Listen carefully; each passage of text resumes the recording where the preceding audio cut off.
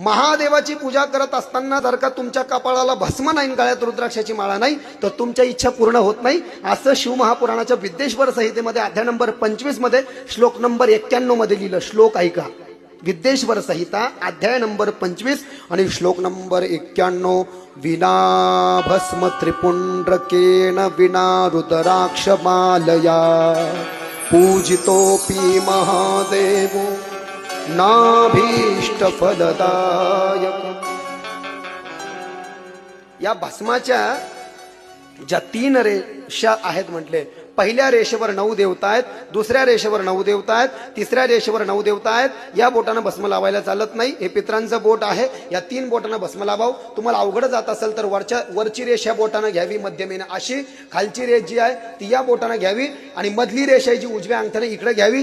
डाव्या भोवळीकडून उजव्या भोवळीकडे भस्म लावावं आणि डाव्या भोवळीहून उजव्या भोवळीकडे भस्म लावून भोवळीच्या पुढे भस्म जाऊ देऊ नये.